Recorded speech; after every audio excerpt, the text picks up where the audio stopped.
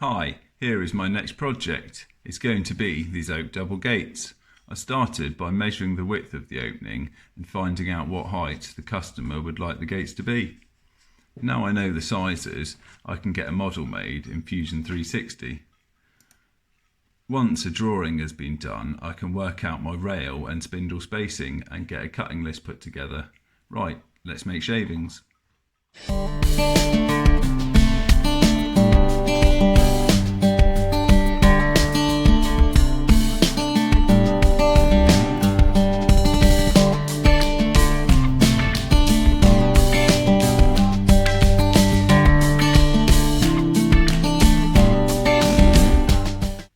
Right, here's the oak I'm going to be using for these oak gates. They're very big boards, so they're 70mm thick, and that piece there is 1300 long, so it's quite a big heavy chunk with two waney edges. So for me to cut this into my styles that I need, first of all, to straighten the edge, I'm going to have to do a lot of passes over the surface planer with such a big lump. It's going to be a bit difficult, so I'm thinking I'm going to mark it up down the middle, rip it in half with the bandsaw, and then it's two more manageable pieces. Then I can surface plane it and cut it down to the rest of the sizes I need. Right, so this board is 400 wide up this end, and I need to get 5 80mm pieces, which will just come out. If I did it on the table saw, I think the thickness of the blade would add up to too much and I wouldn't quite be able to get out what I want. So down this end, we're 500 wide, so 100mm difference. So if we come in a little bit, we can mark the 400.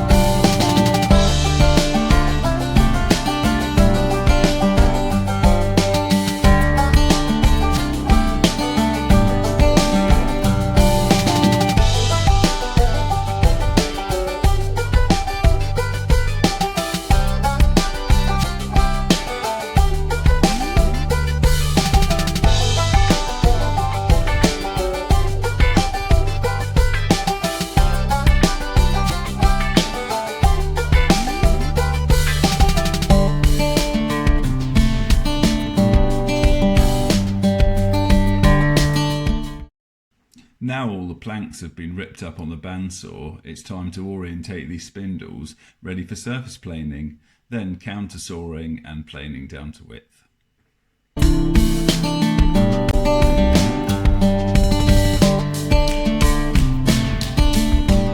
Right, that's our spindles all machined up and our gate posts. Next we're going to be moving on to our stiles, which are here, and then our rails here. So again, it's just the same machine processing as before. Surface plane, plane to thickness, counter saw, and plane down to width. Now the timber is already ripped to width, it's going to be ready for surface planing. So the next job is going to be to orientate your wood ready to go over the surface planer. I'll just pick the piece out here a minute. So if you just pick up a piece of wood and just run it over the surface planer any which way, you're quite likely to go against the grain and get tear out. So what I normally do before running anything over the surface planer is pick it up, have a quick look down its length and see what it's doing. So this piece of timber is concave on this side, convex on the other. So this is the side which we want to be putting down on our surface bed. Next thing, we're going to want to be looking at grain direction. So as we can see here, the grain is coming uphill. So when going over the surface planer, ideally you want to have the grain running downhill. So as the cutter is spinning, the cutter is going in the same direction as the grain, whereas if you went the other way, you'd be tearing into the grain and you would get a little breakout. The pencil lines on the timber here are just over exaggerating the grain direction. Now all the timber is machined up, it's time to get these stiles marked out. So what I've done already is paired these up and put on my face side, face edge marks. I've orientated them because there's a couple of little knots, so I'll just put the knots to the inside faces. So what I like to do is line all my pieces up at the end. Doesn't have to be 100% perfect because I'm allowing a little bit in extra length at the top. So get those lined up, G-clamp them together. Because there's nothing worse than at this point when you're marking them out than moving around individually and then everything won't line up. Right, so I normally start just by hooking my tape on the end, and I keep my tape in this position the whole time, and I just add everything up as I go down and then mark it across afterwards. This way I just think it's going to be more accurate in the long run. So first of all, I've got a horn on the top of my gates which is 135, well it's just under, but I'll go 135, so when I flush trim round my template to round the top of these stiles later, I've got 2mm of play there. So first thing is going to be 135. So there's that, and our rails are 65mm wide, so that's 135 plus 65, which is going to be 200. So next, the visual on my top load of spindles is 445. So 445 plus 200. That's 645. Then it's going to be 645 plus 65, which comes out at 710. Then we're going to be 710 plus the visual on the bottom load of spindles, which is 377. So 710, 377 is going to be 1085, 87. So that's 1087 plus 65, which comes out at 1152. 1152 plus the 50mm of style, which sticks below the bottom rail. So that's 1202. So now we have these marks on. They are the outside edges of the rails. So we want to be coming in a little bit for our shoulders on our tenons, so I'm going to give it 10mm. So we want to come in 10mm on the inside of those lines.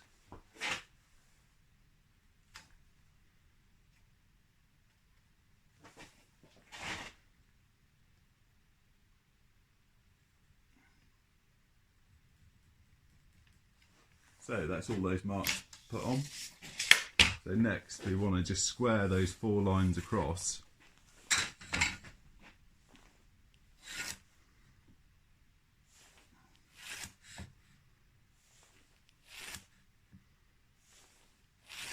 So once we've put all of these 12 lines on, we can unclamp everything. And because we're going to be mortising through from both sides, the inside lines can be marked round to the back side of the stiles, ready for mortising through from that side.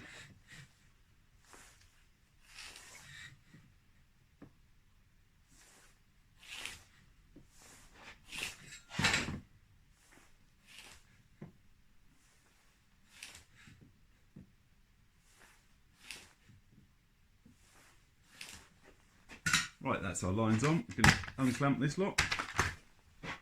So then, yes, from there, you just grab a smaller square and our internal lines.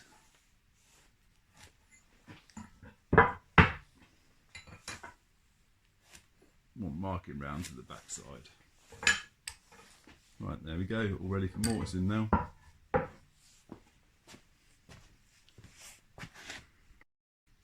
After I've marked out my mortises, I like to cut my tenons. This way I can get a rail with a tenon cut on the end, put it into the mortising machine, line the chisel bit up exactly with the side of the tenon, and this means I don't need to mark out the width of any of my mortises.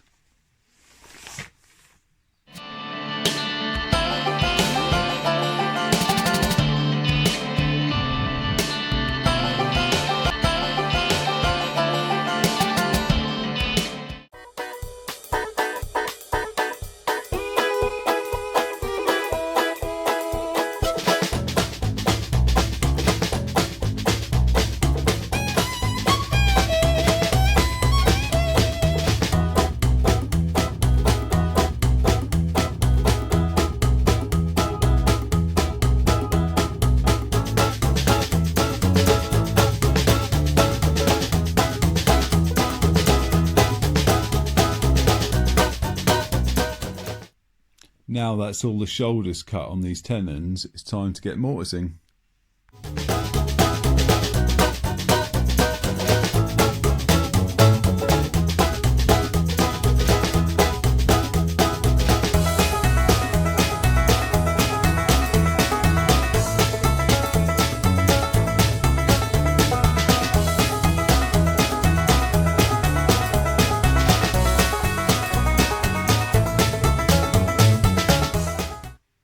Now all the mortise and tenons have been cut and the frame has been dry fitted together, it's time to mark out these spindle spacings. So I've realised, because when I originally did my drawing I planned out for my posts to be 50mm thick. When I did the drawing I originally measured a hook and band hinge that I already had, which the hook, well, the back plate of the hook was 45mm, so I made my posts 50mm. But since then, I've changed my mind and bought some better, more adjustable hinges, which the back plate is 50mm on, not 45. So because of this, I've decided to make my posts slightly thicker. Therefore meaning that the gates will be slightly thinner in width. So I can't use my measurements off the Fusion drawing, so I'm just going to work it out in front of me. So I picked up one of the spindles, measured it diagonally, because that's the way it's going to be going in the gate, and it measures 45mm. So there's going to be 7 spindles in total. So 7 spindles at 45mm add up to 315. My overall width between my shoulders on my rail is 769. So 315 of 679 is 454. So because we have 7 spindles, that means we're going to have 8 gaps. So that's going to be the 454 divided by 8, giving me my gap spacing at 56.75. So when you're first starting here, you're going to be measuring off your shoulder, and your first gap, well, your first measurement to your centre of your spindle is going to be half the distance of the spindle less than the rest of the distances all the way down. So what I've done, I've added up the 56.75 plus half a spindle thickness at 22.5, which comes out at the 79.25. So that's going to be my first measurement to centre.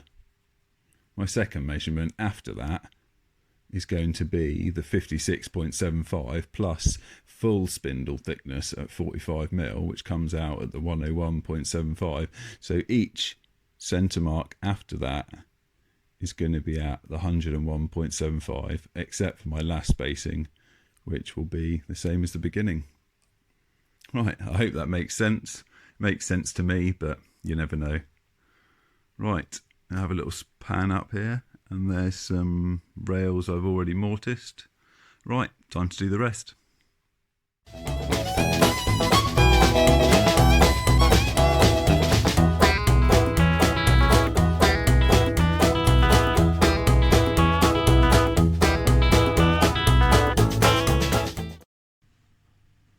Now it's time to cut the tenons on the end of all these spindles.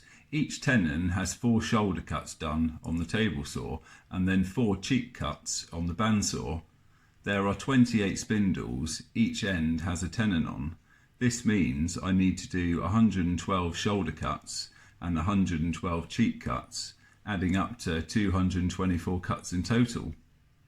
It always adds up to more than you think. Right, better get cutting.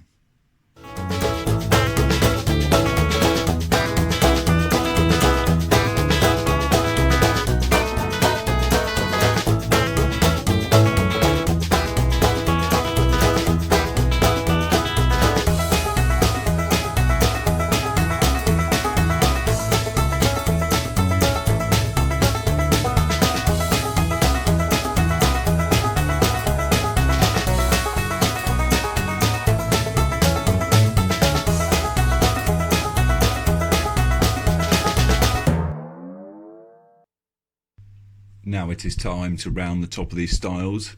I have made a template out of 18mm MDF. First thing is I place it on the stiles, draw around it and cut the waste off on the bandsaw. Then I G-clamp the template onto my workpiece and follow round with my router. Because it is oak I'm routering, I just take 8mm deep passes at a time, going down about halfway on my stile, ready for me to flip over and flush trim. All 4 stiles have now been rounded, so I give them a sand. At the same time, I sand all my spindles and my internal faces on my stiles and rails, ready for gluing up. I have realised that I only have 5-minute polyurethane glue.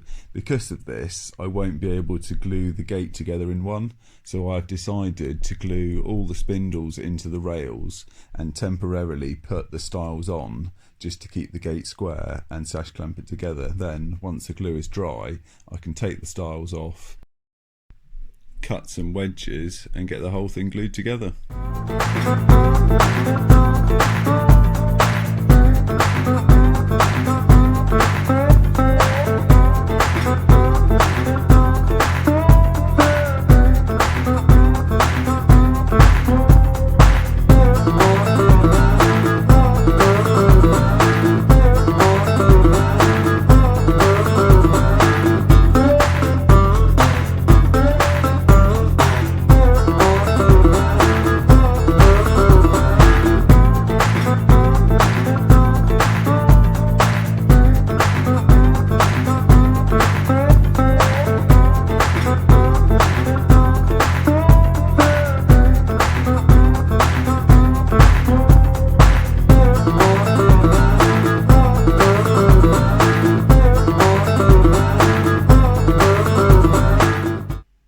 Now the gates are finished, I will give them 2 coats of wood treatment, fit the hinges, ready for installation.